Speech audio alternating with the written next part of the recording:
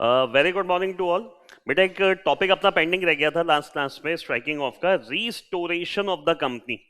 एक सिंपल सा टॉपिक था कि कंपनी को वापस से रीस्टोर कैसे किया जाता है। आपको याद होगा अपन ने पढ़ा था, अगर सर्टेन कंडीशंस पूरी होती है तो आरओसी आपका नाम स्ट्राइक ऑफ कर देगा। अब अगर आरओसी ने स्ट्राइक ऑफ कर दिया तो उस नाम को आप उस नाम को वापस से क्या करवा सकते हो? रीस्टोर करवा सकते हैं। अब रीस्टोरेशन दो तरीके से हो सकता है, या तो आरओसी खुद कर दे, नहीं तो हम उससे करवा दे। तो एक सिंपल सा टॉपिक है, जल्दी से एक बार पढ़ लेते हैं। क्या है, ध्यान से पढ़ें क्या लिखा है। द आरओसी कैन सीओ मोटो मतलब अपने हिसाब से, मतलब आप नहीं आ रहे हमारे पास, आरओसी कह रहा है हम खुद ही आपका नाम वापस से क्या कर रहे हैं, restore. The ROC can sue moto after issuing a notice under section 248 subsection 1 of the act. Strike off the name of the company. It may so happen that name of the company may be struck off from the ROC by the ROC even though the company is an active company. क्या मतलब हुआ? हमसे नाम गलती से आपका strike off हो गया, इवन दो, जबकि आपकी कंपनी क्या थी, एक एक्टिव कंपनी थी, due to the non filing of the reply of the said notice. हमने आपको नोटिस दिया 248(1) में कि भैया हम आपका नाम स्ट्राइक ऑफ कर रहे हैं, प्लीज आप हमें बताओ कि आपका नाम स्ट्राइक ऑफ क्यों नहीं करा जाए। बट आपने उसका ड्यू टाइम पे रिप्लाई नहीं करा, आरओसी ने आपका नाम हटा दिया वहां से। तो हम कह रहे हैं आप एक्टिव कंपनी थे, बट आपने समय पे टाइम रहते रहते रिप्लाई नहीं दिया, इसलिए आरओसी ने आपका नाम वहां से हटा दिया। In such a case the director of such company have no option but to approach the NCLT. क्या मतलब हुआ? भैया सीधी सीधी बात, हमने तो पूछा था, आरओसी ने आपको नोटिस भी दिया था, बट आप रिप्लाई समय पे नहीं दे पाए थे। रिप्लाई समय पे नहीं देने की वजह से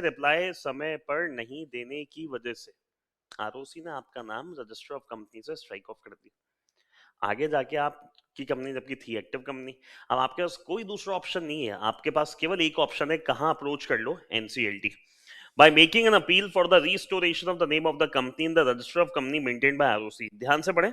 The legal provision of related to restoration of the struck off companies are given in section 248 to 252. ये तो सिंपल सा टॉपिक था, बता रहे हैं कि कब आपका नाम हटाया, अगर हटाते हैं तो फिर अपील कहाँ लगानी। मतलब इस टॉपिक को अगर समराइज करें तो कहानी क्या बनी, कंपनी क्या थी, एक्टिव कंपनी। कंपनी क्या थी, एक एक्टिव कंपनी, इवन दो उसका नाम क्या हो गया, स्ट्रक ऑफ। क्यों हुआ? Due to non reply of notice by ROC. ROC ने नाम हटाने से पहले आपको नोटिस दिया था, बट आपने उस नोटिस का समय रहते रहते जवाब नहीं दिया। अब ऑप्शन क्या बचा है, डायरेक्टर्स क्या कर सकते हैं, अपील टू एनसीएलटी। ये किस चीज की अपील है, फॉर रिस्टोरेशन ऑफ नेम। जल्दी से कॉपी कर लो उसको, जल्दी से कॉपी कर लो, कंप्लीट करें उसको जल्दी से, फिर अपन को नया टॉपिक भी स्टार्ट करना है, आईबीसी।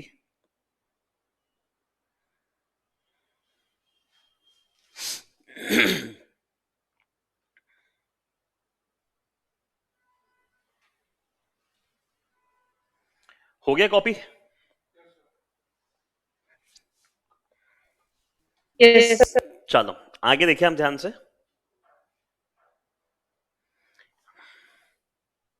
कहां पे अपील लग रही है, कहां पे अपील लग रही है? अब बहुत बहुत ध्यान से हाईलाइट करते हुए पढ़ो उसको। एनी पर्सन एग्रीव्ड, इसका क्या मतलब है? कौन लगाएगा अपील, कौन लगाएगा अपील? क्या कंपनी लगाएगी, डायरेक्टर लगाएंगे, क्रेडिटर लगाएंगे, डिबेंचर होल्डर लगाएंगे, या जिस भी इंसान को नाम हटने की वजह से नुकसान हो रहा है? समझ में आ रही है बात? ये क्या ये जरूरी है, ये जरूरी है कि अपील कंपनी या डायरेक्टर ही लगाए? क्रेडिटर लगा सकते हैं, क्यों, रीजन? अगर बंद हो जाएगी तो उनको पैसा नहीं मिलेगा, बंद हो जाएगी तो उनको प्रॉपर पैसा नहीं मिलेगा। तो एक एक सबसे मेन बात यहाँ पे लिखो जल्दी से, एनी पर्सन एग्रीव्ड। इसमें कौन कौन शामिल हो सकते हैं? कंपनी खुद, डायरेक्टर्स हो सकते हैं कंपनी के, क्रेडिटर्स हो सकते हैं, इवन डिबेंचर होल्डर्स हो सकते हैं, एटसेट्रा। हर वो इंसान जिसको नाम हटने की वजह से नुकसान हो सकता है, he has a right to make an appeal. Copy करो जल्दी से।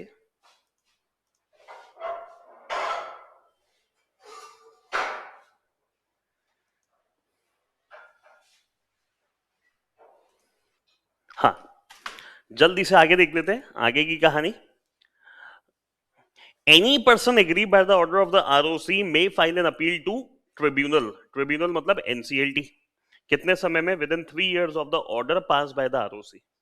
And if the tribunal is of the opinion that the removal of the name of company from the register is not justified in view of the absence of any of the ground on which the order was passed by ROC, it may pass an order for restoration of the name of the company in the register of company after giving a reasonable opportunity of making representation of being heard to the ROC, company and all concerned person। नहीं याद हुआ? सामने देखिए ध्यान से।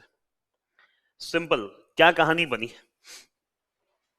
कौन appeal लगा रहा है? Any aggrieved person. अभी एग्रीव पर्सन बेटा कोई कोई कोई भी हो सकता है, जरूरी नहीं है कंपनी है उसके डायरेक्टर्स ही हो। ये लोग अपील लगा रहे हैं कहां? Appeal to NCLT. अब एनसीएलटी क्या होगी? If satisfied. अगर वो सेटिस्फाई हुए then may pass an order of restoration of name. नाम को रीस्टोर करने का ऑर्डर पास कर सकते हैं। अच्छा, ये अपील कितने समय में लगानी? With in 3 years of order of ROC. अब जब भी अगर ये ऑर्डर पास करेंगे ना, तो एनसीएलटी एक बार क्या देगा? Opportunity of being heard to all concern parties. बहुत बहुत ध्यान से समझना 3 साल वाली बात को। जस्ट अभी आगे एक कंसेप्ट आने वाला है, वहां 3 साल नहीं 20 साल लिखा हुआ मिलेगा। वहां 3 नहीं मिलेगा, वहां पे कितना लिखा हुआ मिलना है? 20 साल। क्या आप 20 साल में भी अपील लगा सकते हैं? आपको फर्क बताना पड़ेगा दोनों बातों में, यहां 3 क्यों है वहां 20 क्यों है। हो गया कॉपी?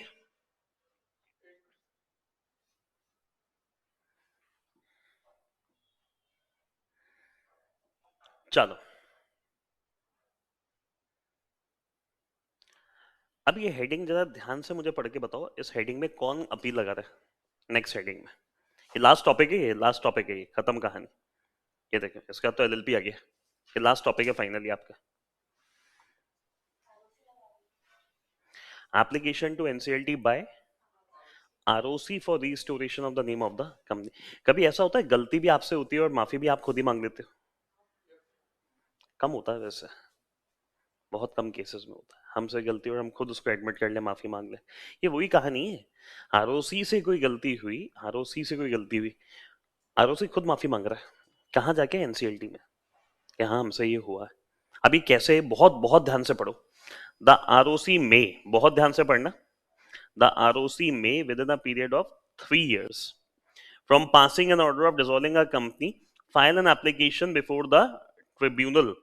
एप्लीकेशन कहां लगा सकते हैं? Tribunal. For seeking the restoration of the name of the company if it is satisfied that name of the company has been struck off either inadvertently or on the basis of incorrect information furnished by the company or its director।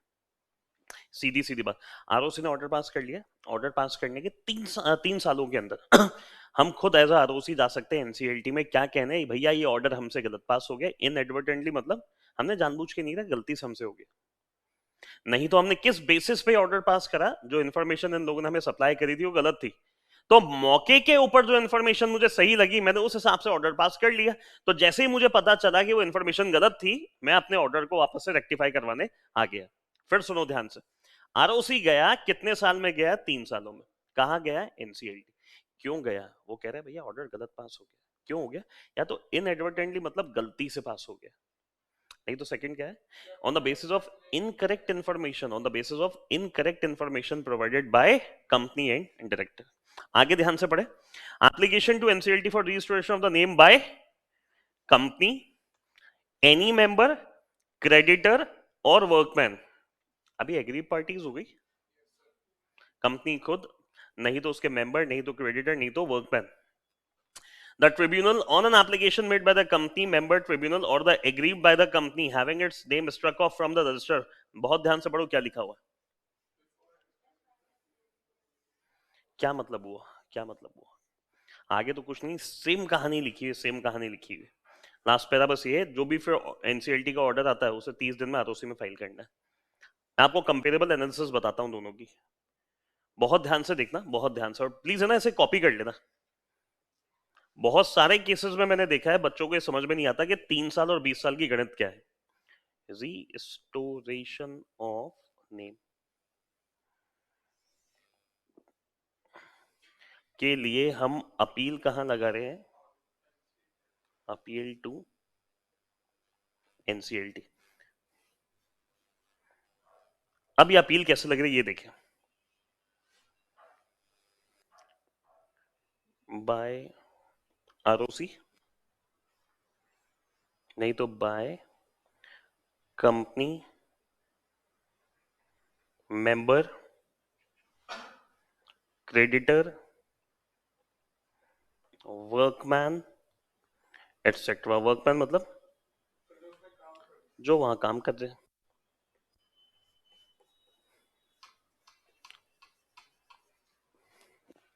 अब सबसे main मुद्दे की बात,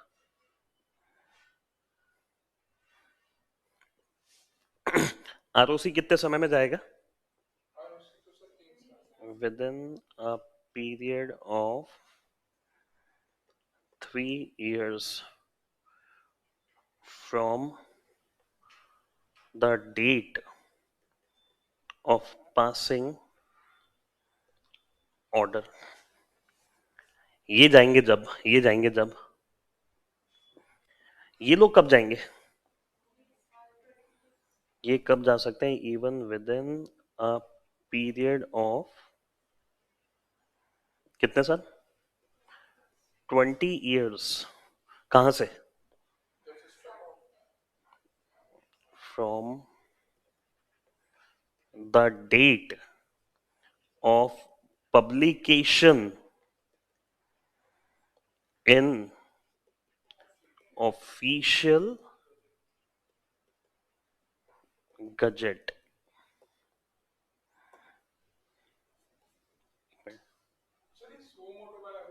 एक minute रुक, मैंने पूरा comparable एक साथ बता दिया। ये सीओ मोटे मानो ना आप, सीओ मोटे ही तो हुआ।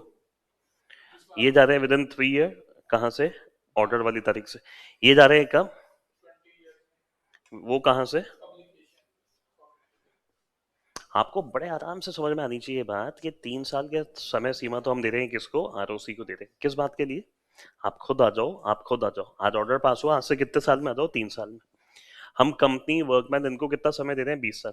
क्या आप लोग 20 साल में आ जाओ? 20 साल में कहां से? From the date of publication in the official gazette. जल्दी से मुझे एक बात बता दो, ऑर्डर और ऑफिशियल गजेट वाली पब्लिकेशन में से लेटर कौन सा होगा? ये चीज समझ में आ रही है? ये चीज समझ में आ रही है? बीच में समय लगता है, बीच में समय लगता है। तो हम कह रहे हैं फॉर अ टाइम बीइंग, उस समय के दौरान तो हम आरओसी को खुद को मौका दे रहे हैं कि बेटा तुम खुद आ जाओ अगर तुमसे गलती हो रही। लेकिन अगर वो ऑर्डर पब्लिश हो गया तो पब्लिश होने से फिर 20 साल हम कहाँ दे रहे हैं? कंपनी को। आपको याद है मैंने इंट्रोडक्शन में एक बार एक चीज बताई थी, जनरली कोई भी इंसान ऐसी कंपनी का नाम कॉपी नहीं करता। क्यों? आज हमने कॉपी करा, एक तो उसका नाम खराब, और दूसरी बात पता चला मैंने उसका नाम रखा, 20 साल में उसने रिस्टोर करवा लिया अपना नाम। समझ में आ रही है कहानी? स्ट्रक ऑफ हुई हुई कंपनी का नाम हम कभी भी कोई नई कंपनी उसका नाम नहीं रखती। इसका रीजन, स्ट्रक ऑफ वाली कंपनी के पास एक ऑप्शन होता है, कितने साल? 20 साल तक, कि अगर आप चाहो तो अपने नाम को रिवाइव कर लो। अब सर कोई बड़ी होता है इच्छा से वेट करता है कि 20 साल कब पूरे होंगे और हम ये नाम रखें, वो अलग कहानी। समझ में आ गई कहानी? आई होप समझ में आ गई। इसमें एक सिंपल क्वेश्चन अगर सोचो, एग्जामिनर आपको घुमाना चाहे और केस स्टडी बनाते हैं क्या, एक नई कंपनी इनकॉर्पोरेट करने चाह रहे थे 6 या 7 लोग, वो अपनी कंपनी का नाम रखना चाह रहे थे एबीसी लिमिटेड, लेकिन जब पता करा तो एबीसी लिमिटेड तो अभी रिसेंटली स्ट्रक ऑफ हुई थी और उसका ऑर्डर पब्लिश हुआ था इस डेट को। मान लो ऑर्डर पब्लिश की डेट बता दी ऑफिशियल गजट में 1/4/2021, और वो जो नई कंपनी इनकॉर्पोरेट हो रही है वो मान ले हो रही है 1/4/2035 को। अब ऐसे सवाल में आपसे कमेंट नहीं मांगा जाएगा, ऐसे सवाल में आपसे कमेंट नहीं मांगा जाएगा, ऐसे सवाल में आपसे एज ए एक्सपर्ट एडवाइस मांगी जाएगी। बेटा एज ए एक्सपर्ट आपकी एडवाइस क्या होगी? बेटा मत रखो ऐसा नाम। क्यों? आज रखा, पता चला कल उसने रीस्टोर कर लिया, एक ही नाम से दो कंपनीज, एक ही नाम से दो कंपनीज, फिर परेशानी हो जाएगी आगे। तो इससे अच्छा रखो ही मत। क्या चीज? मैंने आपको क्या बोला? कमेंट नहीं, इसलिए आपसे एडवाइस मांगी है। इन्होंने ऑफिशियली इसको मना नहीं करा हुआ। आप खुद बताओ, अगर आज आप कंपनी सेक्रेटरी जब बनोगे, आपके पास अगर ऐसा केस है, आपकी जेन्युइन एडवाइस क्या होनी चाहिए? रखे नहीं रखे, इमेज खराब थी, कुछ ना कुछ हुआ है। एक तो इमेज वाला आंसर में कभी इमेज वाला नहीं लिखना है, इमेज वाला नहीं लिखना, वो तो अपन अपना एक लॉजिक बता रहे हैं। इमेज वाला आंसर में क्या लिखना है भाई? Hence I as a company secretary will advise the promoters. ये वाला नाम मत रखो आप। क्यों? आप पता चले ये नाम रखो और वो कंपनी अपने नाम को रिस्टोर करवा ले, तो आगे कॉन्फ्लिक्ट आ जाए। इससे अच्छा ऐसा नाम हमें रखना ही नहीं चाहिए। एडवाइस में आएगा ये सवाल, कमेंट में नहीं आएगा। अब मैं अगर पेपर सेटर हूं ना, मैं ये सवाल बना सकता हूँ, और बेटा गारंटी से बता रहा हूँ, गारंटी से ये सवाल आ गया ना, कोई भी इसको सॉल्व नहीं कर पाएगा। ओपन चैलेंज है मेरा। इसका रीजन किसी स्कैनर में नहीं, कहीं क्लासेस में है नहीं। करके दिखा देना आप लोग सॉल्व, मुझे पूरी उम्मीद है आप तो कर लोगे। जनरली कोई नहीं कर पाए। आप खुद सोचो, एक आम इंसान की सोच क्या बनेगी अगर किसी कंपनी का नाम स्ट्रक ऑफ हो गया है, जब रिकॉर्ड्स में है ही नहीं, तो रख सकते हो नहीं रख सकते? अब आप तो क्या टेक्निकल बंदे हो, आप लोग टेक्निकली पढ़ते हो, लॉजिकली पढ़ते हो सारा, तो आप जवाब दे सकते हो भैया नहीं रखना चाहिए। और बस प्लीज प्लीज एक छोटी सी एडवाइस, जब भी सवाल आता है ना, बहुत बहुत ध्यान से पढ़ो कि आपसे क्या मांगा है, कमेंट मांगा है या एडवाइस मांगी। कमेंट जब मांगा जाता है जब आपको कोई सिचुएशन दे दी है, उसमें बता दिया गया है कि वो ये कर चुके हैं, आप चेक करके बताओ वो सही है या नहीं। एडवाइस में आपसे क्या मांगा जाता है? हम इस दुविधा में अटक गए हैं, आप एडवाइस दो, हमें क्या करना चाहिए। फर्क समझ में आ रहा है? कमेंट और एडवाइस के सवालों में टेक्निकली फर्क क्या होता है? समझ में आ गई ये चीज? बेटा यहां तक सबके क्लियर है अच्छे से? हाँ सर। और लास्ट बात क्या थी फिर? लास्ट बात क्या थी? जो भी एनसीएलटी का ऑर्डर आ जाए, इसे फाइल कर दो विद आरओसी। खत्म टॉपिक पूरा। इतने सिंपल तरीके से टॉपिक पूरा समराइज भी हो गया और कंप्लीट भी हो गया।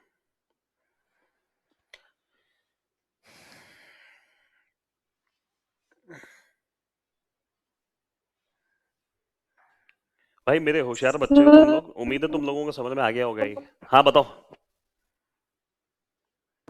कोई सवाल पूछ रहे हो कोई? बेटा आपकी आवाज क्लियर नहीं आ रही, अगर चैट में लिखो, चैट में लिखो क्या पूछता है। आपकी आवाज क्या कट रही है बीच में पूरी?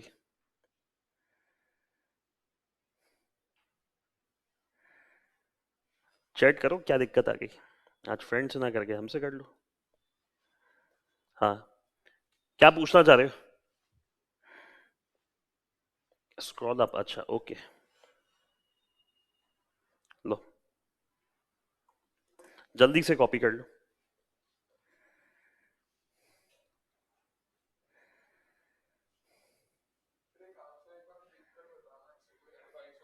वो तो बताऊंगा ना, मैंने कहा भी तो था, कल ही तो हुई थी बात। कॉपियाँ डिस्कस करेंगे आराम से, फिर एक सवाल दूंगा आप सबको लिखने के लिए, उस सवाल को एनालाइज करो अच्छे से सब जनों के आंसर पढ़ के, और फिर मैं उसका आंसर लिखवाऊंगा।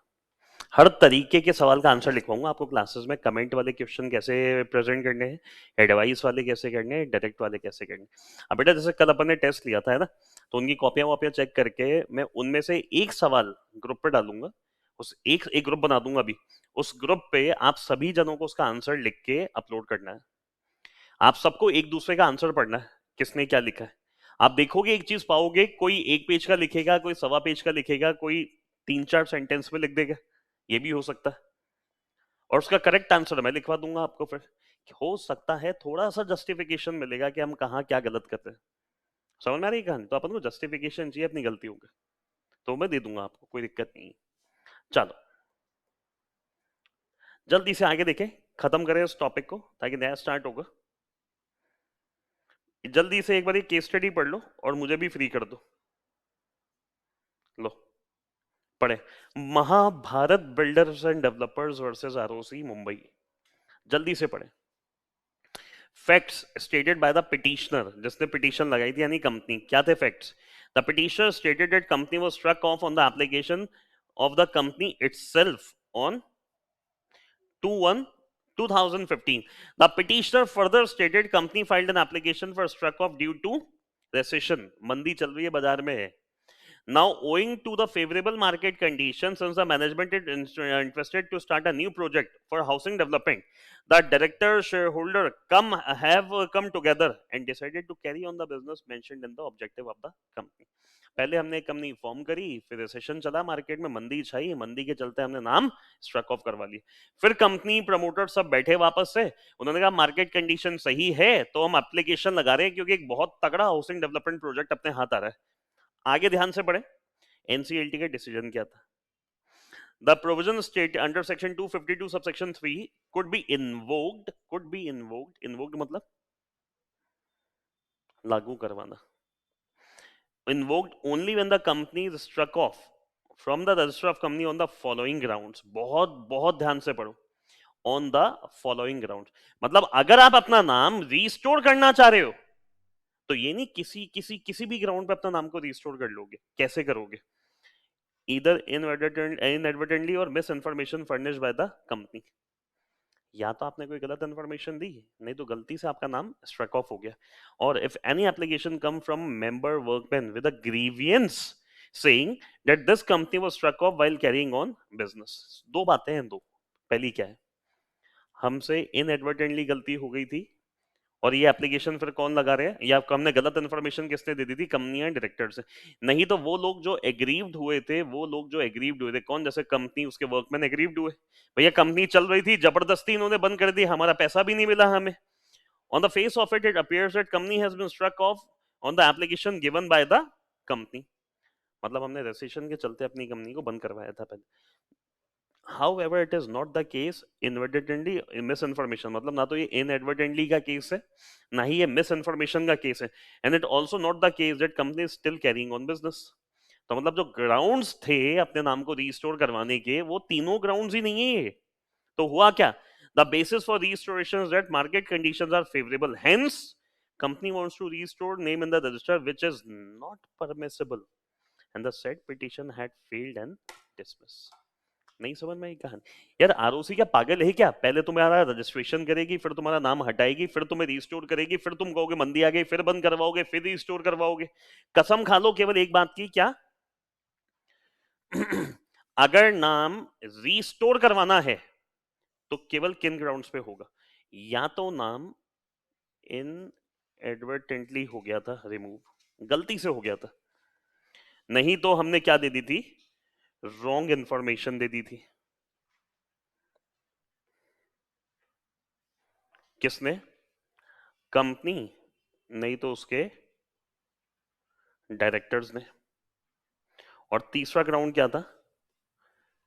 किसी एग्रीव्ड पार्टी ने कहा है कि भैया कंपनी तो चल रही है, जबरदस्ती बंद करवा के पैसा खाना चाह रहे। रीस्टोर ओनली ऑन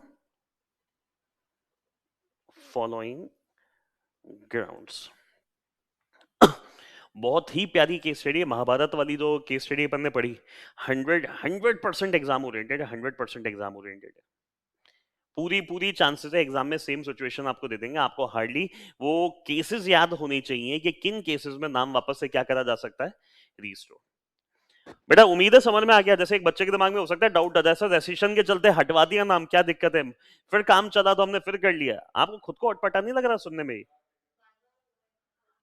रजिस्टर्ड, फिर कह रहे हो हटाओ, कंपनी चली कह रहे हो वापस से लगाओ, फिर मान लो अगर 2 साल बाद वापस मंदी आ गई तो आरओसी आपसे एक सवाल कर लेगा, यार चलो आज रेसिशन नहीं है, मार्केट कंडीशन तुम्हारे फेवर में है, अगर कल वापस से रेसिशन आ गया तो क्या करना? कह रहा फिर बंद करवा देंगे कंपनी, और फिर अगर कंडीशन फेवरेबल फिर चालू कर लेंगे। ये वो काम थोड़ी है, इनकमिंग आउटगोइंग, आना जाना जाना आना, आना जाना जाना आना। आना है एक बार, आना है, जाना है एक ही बार जाना है। जाकर अगर वापस आना है तो केवल इन्हीं ग्राउंड्स पे आना है। आई होप ये केस स्टडी सबके अच्छे से क्लियर हो गई, बढ़िया तरीके से क्लियर है सबके ये। Yes, sir. बेटा कुछ भी इसके बाहर एग्जाम में नहीं आना, कुछ भी इसके बाहर एग्जाम में नहीं आना, जो आना है इन्हीं में से आना है, जो आना है इन्हीं में से आना है। सेम केस स्टडी एग्जामिनर आपको क्वेश्चन बना के वहां दे देगा, आपको हार्डली क्या करना है, केस स्टडी पहचाननी है और ये रीजंस याद होनी चाहिए। ये देखो केस का नाम वापस से, Mahabharat builder and developers limited versus ROC Mumbai.